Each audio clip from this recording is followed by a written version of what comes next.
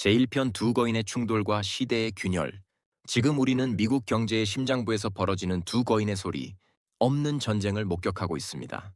한쪽에는 차가운 데이터와 독립성의 가치를 신봉하는 연준의 제롬 파월이 있고, 다른 한쪽에는 낡은 질서를 파괴하고 새로운 판을 짜려는 도널드 트럼프가 서 있습니다. 이 전쟁은 단순한 정책의 차이가 아닙니다. 그것은 누가 이 시대의 불을 정의할 것인가에 대한 근본적인 투쟁입니다. 파월에게 경제는 정밀한 시계와 같습니다. 너무 빨리 돌아가면 태엽이 감겨 인플레이션이라는 고장이 나고 너무 느리면 멈춰버립니다. 그래서 그는 금리라는 도구를 통해 시장의 온도를 조절하며 정치적 외풍으로부터 이 시계를 지키려 합니다. 반면 트럼프에게 경제는 야생의 초원과 같습니다. 그는 금리라는 족쇄를 풀어 사자들이 마음껏 달리게 해야 한다고 믿습니다. 그는 파월의 신중함을 미국을 망치는 고집으로 규정합니다. 트럼프가 보기에 높은 금리는 은행들만 배불리는 도구일 뿐 실물 경제를 죽이는 독약입니다. 그는 사법기구까지 동원해 파월을 압박하며 연준의 성격을 무너뜨리려 합니다. 이 균열 사이로 우리는 금융제국의 미래를 엿보게 됩니다. 두 거인의 충돌은 이제 시작일 뿐입니다. 우리는 앞으로 7편의 시리즈를 통해 요동치는 경제의 흐름과 생존 전략을 깊이 있게 파헤쳐 볼 예정입니다. 그 여정은 이렇습니다. 제1편 두 거인의 충돌, 파월 대 트럼프, 제2편 금리의 칼날, 경제의 브레이크와 엑셀, 제3편 은행의 수익 구조, 지준이자의 함정, 제4편 테크의 방역, AI와 실물 경제의 승리, 제5편 2027 미래 예측, 3대 시나리오 분석, 제6편 생존 전략, 자산 방어 포트폴리오, 제7편 국제 정세 확장, 달러 패권과 세계 질서, 거대한 변화의 파도 속에서 기회를 잡고 싶은 분들이라면 이어지는 시리즈를 절대 놓치지 마세요. 다음 영상 제2편 금리의 칼날에서 뵙겠습니다. 제2편 금리 제국의 생존을 결정하는 칼날. 금리는 자본주의 사회에서 단순한 숫자가 아닙니다. 금리는 돈의 가격이고 이 가격을 누가 어떤 기준으로 정하느냐에 따라 승자와 패자가 갈립니다. 이 칼날을 쥐고 있는 곳이 바로 연준입니다. 제롬 파월은 물가 안정을 최우선 목표로 삼았습니다. 고금리는 인플레이션을 억제하는 가장 확실한 수단이기 때문입니다. 과열된 경제의 속도를 늦추고 통제력을 회복하려는 선택이었습니다. 하지만 이 방패는 모두를 지켜주지 못했습니다. 금리가 오르자 가장 먼저 흔들린 것은 서민과 중소기업이었습니다. 주택담보대출 금리는 7%를 넘어섰고 사람들은 매달 이자를 감당하기 위해 소비를 줄이고 미래 계획을 미루기 시작했습니다. 내 집 마련은 목표가 아니라 포기해야 할 현실이 되어버렸습니다. 트럼프는 바로 이 지점을 파고듭니다. 그는 문제의 핵심이 물가가 아니라 금리 그 자체라고 주장합니다. 트럼프가 원하는 것은 명확한 방향을 가진 금리 인하입니다. 그의 계산은 달러에 있습니다. 금리를 낮추면 달러의 힘은 약해지고 약한 달러는 미국 제품을 해외 시장에서 더 싸게 보이게 만듭니다. 그 결과 해외로 나갔던 공장과 자본이 다시 미국으로 돌아오게 됩니다. 이른바 리쇼어링, 일자리와 제조업을 되살리겠다는 전략입니다. 하지만 파월은 이 길이 매우 위험하다고 봅니다. 금리를 성급히 내릴 경우 관세 정책과 맞물려 물가가 다시 통제 불능 상태로 튈 수 있다는 겁니다. 한번 폭발한 인플레이션은 다시 잡기 어렵다는 것을 연준은 이미 경험으로 알고 있습니다. 그래서 지금 우리는 선택의 기로에 서 있습니다. 물가 안정을 위해 고통을 감내할 것인가, 아니면 성장과 일자리를 위해 물가 상승의 위험을 안고 달릴 것인가. 이 선택은 미국만의 문제가 아닙니다. 금리의 방향 하나로 글로벌 자금은 움직이고 주식, 환율, 부동산, 그리고 우리의 자산까지 직접적인 영향을 받게 됩니다. 금리는 정책이 아니라 제국의 생존을 가르는 칼날입니다. 그리고 이 칼날이 어디로 향하느냐에 따라 다음 승자가 결정될 것입니다. 다음 영상 제3편 은행의 검은 미소에서 뵙겠습니다. 제3편 은행의 검은 미소, 지급준비금 이자의 덫. 지금 우리는 아주 기묘한 금융 풍경 한가운데 서 있습니다. 서민들은 주택담보대출 금리 7%를 넘기며 숨이 막히는데 대형 은행들은 사상 최대 실적을 찍고 있습니다. 누군가는 허리띠를 졸라매고 누군가는 샴페인을 터뜨립니다. 이 격차는 노력의 결과가 아닙니다. 구조의 문제입니다. 그 핵심에 지급준비금 이자, IORB가 있습니다. 은행들은 국민의 예금을 받아 위험한 투자나 대출을 할 필요가 없습니다. 그냥 그 돈을 연준에 맡기면 됩니다. 그러면 연 3.65%의 이자가 자동으로 붙습니다. 2024년 한 해에만 이 방식으로 은행에 흘러간 돈이 240조 원이 넘습니다. 손 하나 까딱하지 않고 벌어들이는 완벽에 가까운 무위험 수익입니다. 이건 금융 혁신이 아닙니다. 금융의 안락의자입니다. 원래 은행은 돈이 필요한 곳으로 자금을 흘려보내는 통로여야 합니다. 중소기업, 자영업자, 새로운 도전에 피를 공급하는 심장 말입니다. 하지만 지금 은행은 선택했습니다. 위험한 실물 경제 대신 연준이라는 가장 안전한 금고를. 그래서 트럼프가 분노합니다. 은행이 위험은 하나도 지지 않으면서 국민의 세금으로 공짜 점심을 먹고 있다. 원래 연준의 수익은 재무부로 돌아가 도로를 깔고 학교를 세우고 사회를 지탱해야 합니다. 하지만 지금은 그 돈이 은행의 이익을 떠받치는 데 쓰이고 있습니다. 이 구조가 계속되면 결과는 명확합니다. 돈은 돌지 않습니다. 은행 금고에 갇힙니다. 은행은 더 이상 경제의 혈관이 아니라 피를 빨아들이는 블랙홀이 됩니다. 지금 벌어지는 일은 단순한 금리 논쟁이 아닙니다. 이건 누가 위험을 지고 누가 보상을 가져가는가에 대한 싸움입니다. 이 거대한 변화의 흐름 속에서 기회를 잡고 싶다면 다음 이야기를 놓치지 마세요. 다음 편 제4편 테크의 반격에서 이어갑니다. 제4편 테크의 반격, AI가 만드는 실물 경제의 신세계. 하지만 금융의 블랙홀에만 세상이 머물러 있지는 않습니다. 실물 경제가 드디어 방역을 시작했습니다. 그 최전선에 서 있는 존재, 바로 인공지능 AI입니다. 2026년 현재 미국 경제 성장을 이끄는 주역은 더 이상 은행이 아닙니다. 엔비디아를 비롯한 테크 기업들입니다. 이들은 이자를 계산하지 않습니다. 대신 세상의 비효율을 잘라냅니다. 은행은 돈 위에 돈을 얹어 수익을 냅니다. 테크는 시간, 에너지, 인력을 줄여 가치를 만듭니다. 이 차이는 곧 경제의 방향 차이입니다. 2026년 한 해 동안 미국 빅테크 기업들이 AI 인프라에 쏟아붓는 자본은 5천억 달러, 우리 돈으로 675조 원을 넘어설 전망입니다. 이건 주가 이야기가 아닙니다.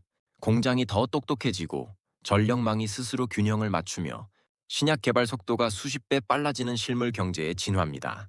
이 변화는 은행을 정면으로 위협합니다. AI는 비용을 거의 제로에 가깝게 만듭니다.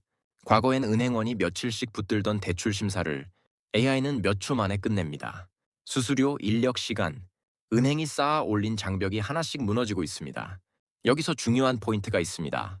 이건 기술 경쟁이 아니라 권력 이동입니다. 트럼프 행정부는 이 흐름을 명확히 보고 있습니다.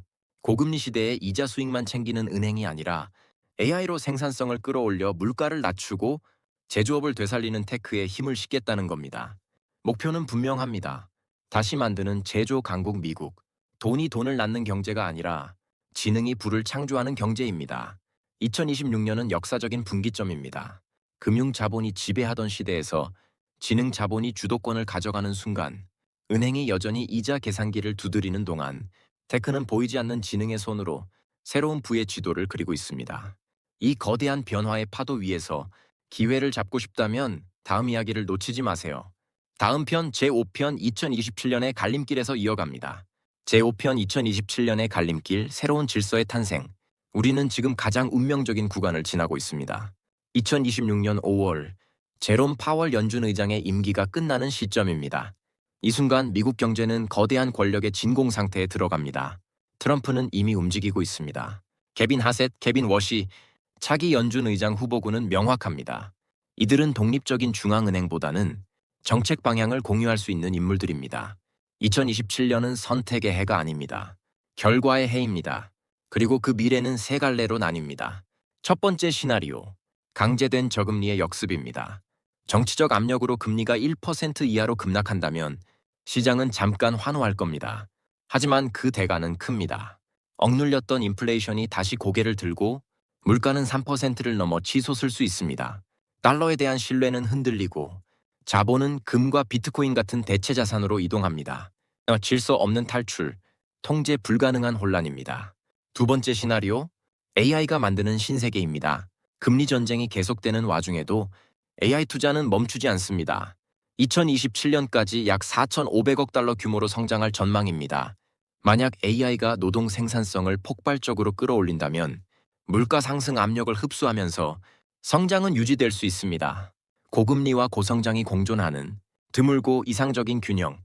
이때 경제의 주인은 은행이 아니라 테크입니다. 세 번째 시나리오, 부채의 역습입니다. 미국의 국가 부채는 이미 GDP의 100%를 넘었습니다. 연간 이자 비용만 1조 달러. 이 숫자는 경고가 아니라 시한폭탄입니다.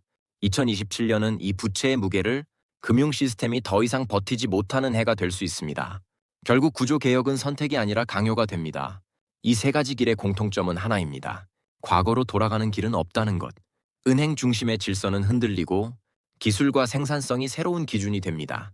우리는 지금 한 시대가 끝나고 다음 시대가 태어나는 경계에 서 있습니다.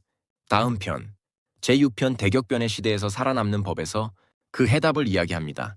제6편 결론, 대격변의 시대에서 살아남는 법.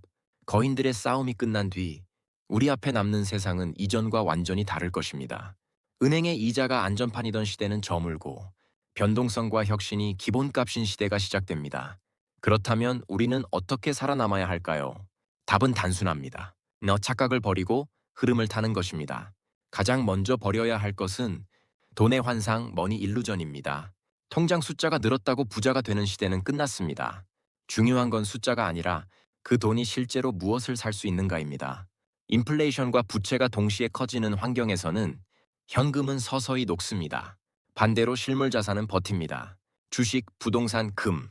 그리고 그 중에서도 AI라는 엔진을 단 미국 우량 테크 기업은 자산 방어의 핵심 축이 됩니다.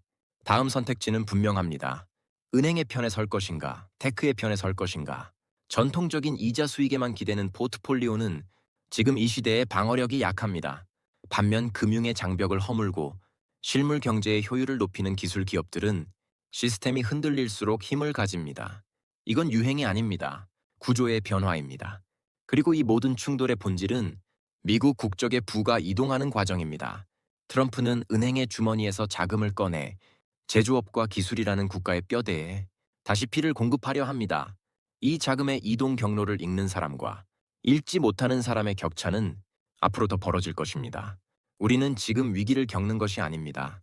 새로운 시대가 태어나는 장면을 보고 있습니다.